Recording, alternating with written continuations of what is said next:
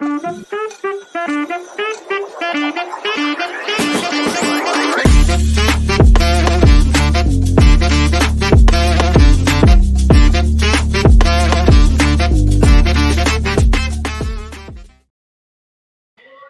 and welcome back to the Finish Line, proudly sponsored by nobody. Actually, by Pimlico. Tom's Corner. Tom is back. That's a bit. That was a good one. Yeah. That. Full house tonight, and we are here for Ante-Post video number 7. Well played. 7. Spirit fingers. 7. Oh, we clicked in and out there. Sorry about that. I was going to say a little joke, but I won't because it's gone now. No, say it. No. It was something that Tom won't be happy about. Definitely say it now. How are you doing? Sure, I've had better weeks, to be honest. What happened? I'll get into it. Andrew's had a bad week. Sean, how about you? Stressful. Very stressful. Getting better than earlier Christmas Day of college nearly done, so fantastic. Tom? Fucking love to be a college student again, I tell you. Those were the days. Not much money. Maybe back in the day when it was free to live, Tom, but in this times it's definitely not good. Yeah, back when the wheel was invented. We didn't have money back then either. If you could give me like, I don't know, give me 20 grand a year and be a college student. I think that's the ideal life. They were all out drinking for college Christmas Day down here today in Waterford. What? You can't call it witness anymore. Why? Because it's not wit anymore. Oh, yeah. Settumus. Yeah, it doesn't have the same ring to it, does it? Sounds like a fucking They were all drunk at 11 o'clock in the morning. I would like to say I was jealous, but I wasn't. I was just like, you're fucking dopes. Like, genuinely. We literally do that on the Tuesday at Cheltenham. No, yeah, but we're not drunk. These lads, there was people like,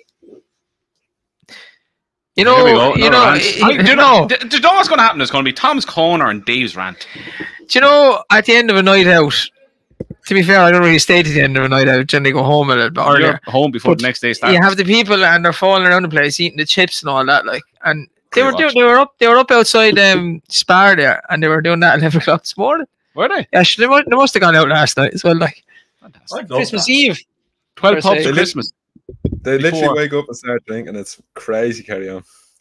So you have a little break in between, then you go back out again later. I think that's... It's not, Tom. You end up in the back of an ambulance. That's what happens. Well, is that why you stopped drinking?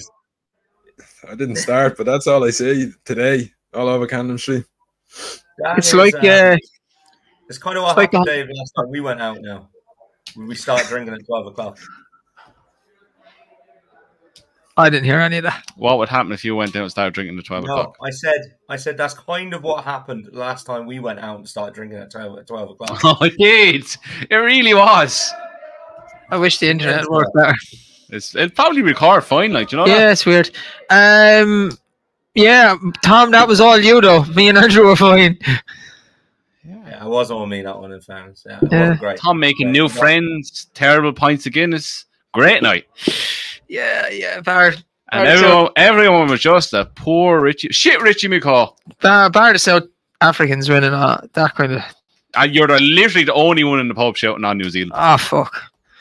They should have won too. They got robbed, I think. They did, because your man shouldn't have got the penalty. Like, he kicked over to win it. The ref even said it out. That was fucking criminal, that was, actually, thinking back on that. Ante-Post video number 7. Oh, yeah, we're here. These are the successful videos, I would say, for the finishing line. Maybe not tips-wise, but always get a good bit of banter. Please do the usual. Like and subscribe. Leave your comments below and throw in your selections. Some people are playing along each week. No substitutions, no takebacks, no samesies, blah, blah, blah. There actually will be some samesies. That's allowed. Samesies will come. Can you remember your other 6 picks? Oh, will you stop? Facile Vega. You do this every week. Facile Vega, Banbridge, Stay Away Faye, Baby Fernie. That's 4. Champ Kiley, rest in peace. R.I.P. And one other would be... Runs on Friday. I said him. Oh. Who's the other one? No idea. You're frozen Can't remember. now. This is really adding to the effect. You're frozen with Dave with 4 fingers up. It's really adds to the effect. Do you have the sheet done, Tom? No. Okay. Dave. It's Right, we'll not make gonna this work. we'll make this easier for everyone I'll put up graphics in them right next week. No. We can't trust Tom to do a lot of things. We were discussing it before we came on air.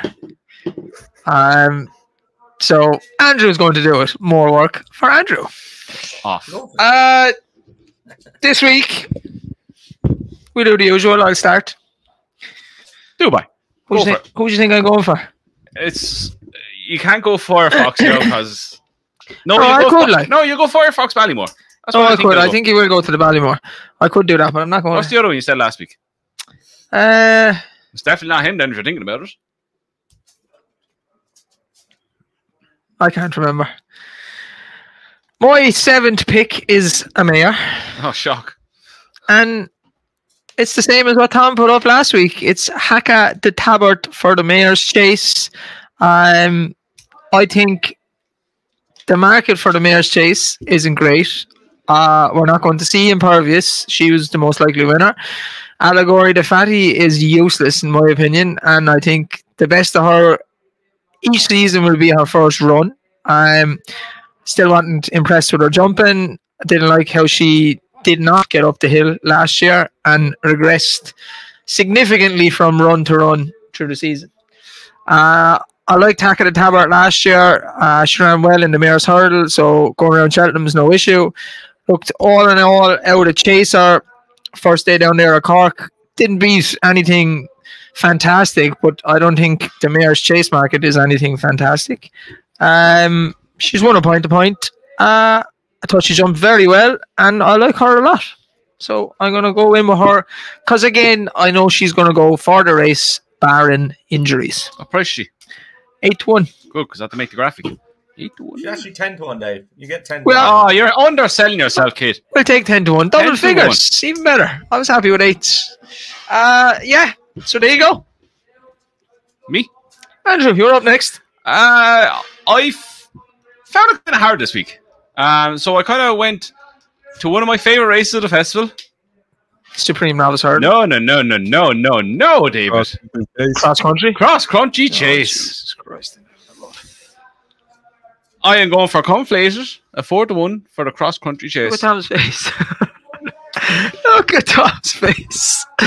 It was one that that I was looking through it and I was like, So I'd say this fella turns up, he's going to be 60. I'd say it's safe to say you've never put up Conflated for any race ever. No. We look through this race now and you see like Delta Work is at the win the last 2 times in Galvin. This fella's...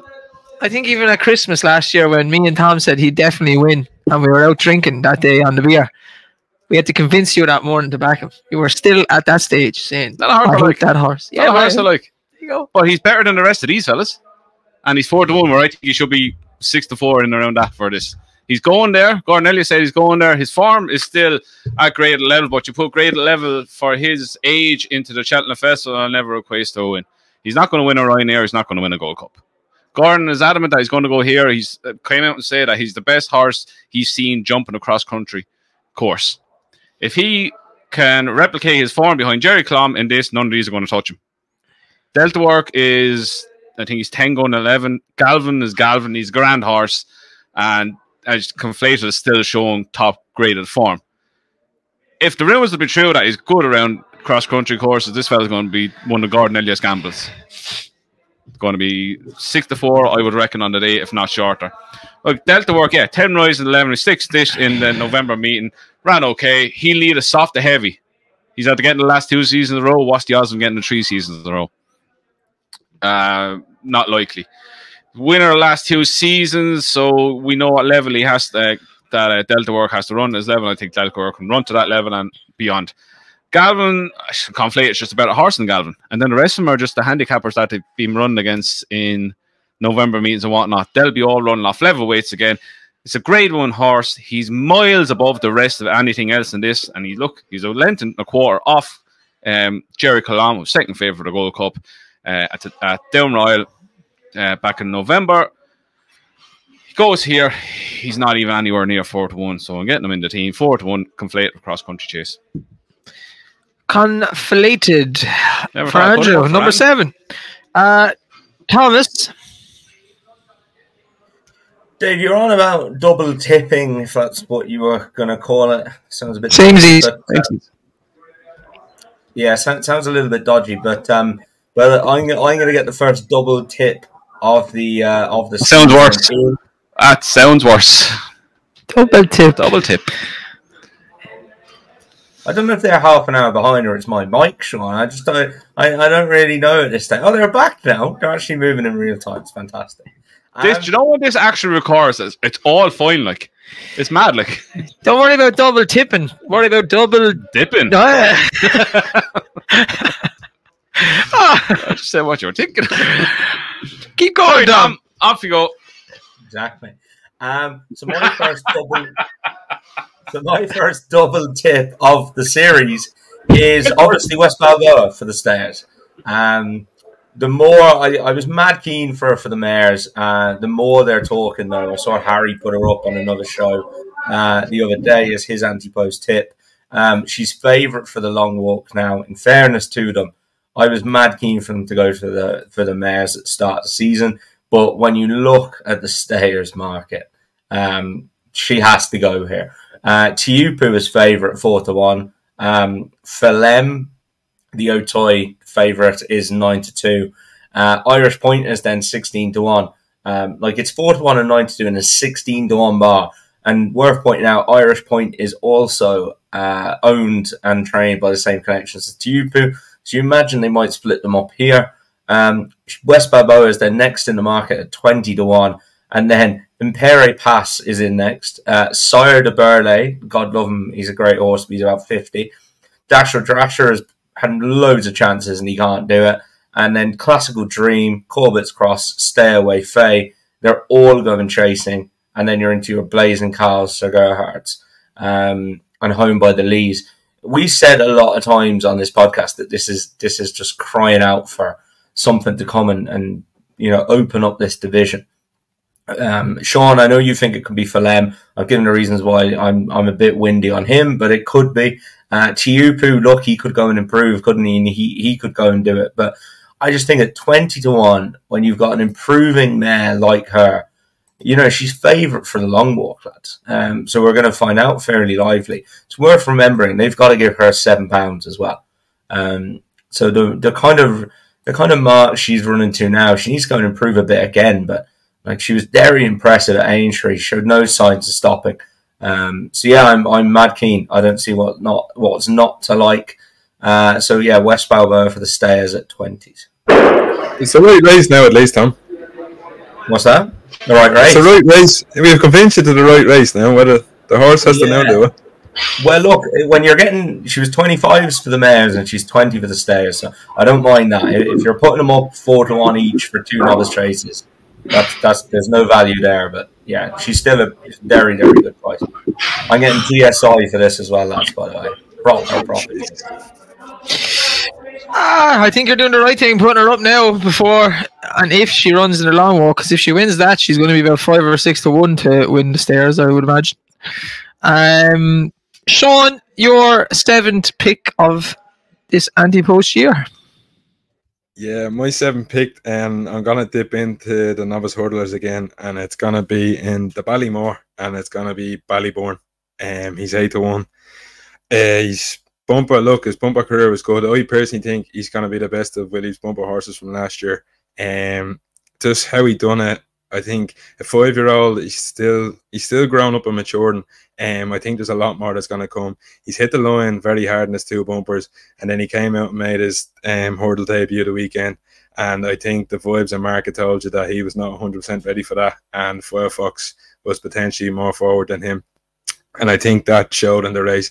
He was done for toe, in my opinion, and I think this is why he's going to be stepped up in trip. Like Firefox, I wouldn't say is the fastest horse in the world, and him doing him for toe is a serious telltale to me that he has to go up.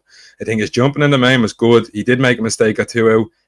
He was sort of trying to sort himself out and they quickened up. But Paul did fire him into the last and he winged it. And I was happy to see that he'd learned from the second last mistake. He lost about 3 or 4 lengths at the second last and just was never able to close that gap. He didn't have the toe to do it, and it was maintained at that to the line. I think you'll see him stepped up and tripped the next day, and for me, he's only going to win from now on. I think he'll probably. I don't think he'll throw into the Lawlers and Ace first time. Having not won a maiden hurdle, I reckon he might take a maiden hurdle and go somewhere else, maybe a Dublin Race Festival, the 2-5 race there. But I think his price you need to get on now, because I think from now on he goes to a maiden, he wins by 10 lengths. He's going to be halved. He's probably going to be 4-1, and you've lost it by now. So I'm going to get Ballyburn the team this week. Ballyburn for Sean. Ballyburn.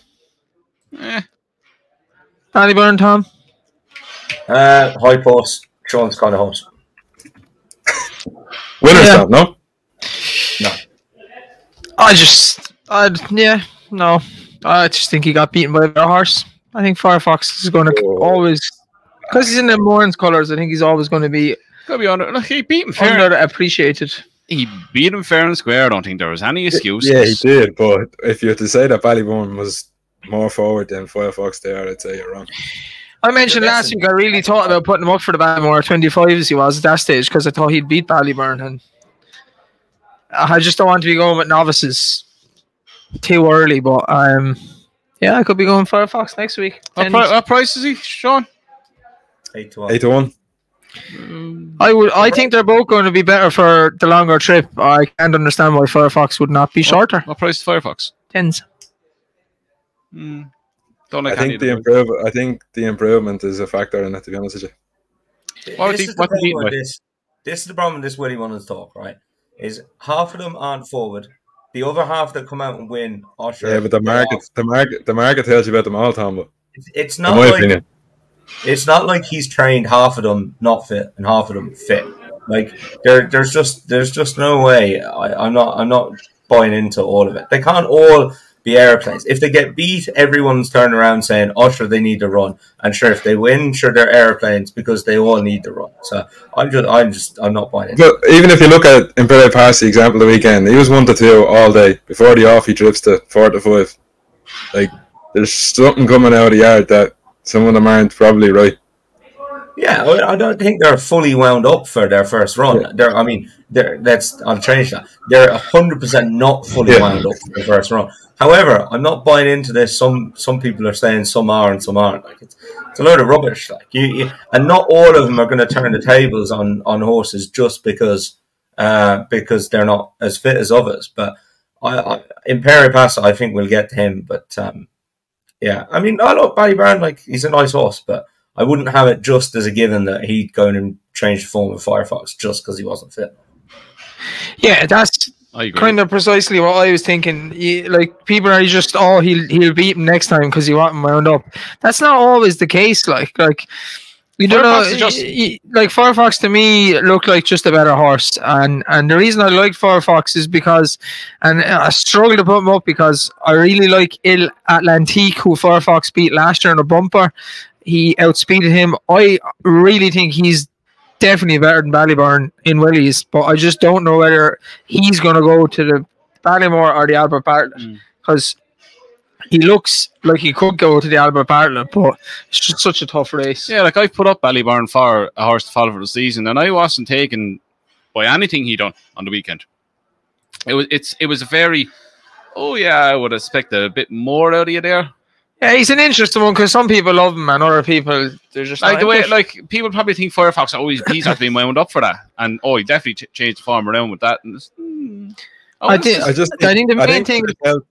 The telltale for me was the third last when he jumped up alongside and he took the pull back. I think if he was well forward, Paul Downham would have let him go at that stage, and then he would have stretched the race. But I think that was the telltale for me, that they weren't sure that he was going to. Maybe he just wasn't going as well as he thought he was going. He wanted to hold on to him. I think the main thing is the point Tom made.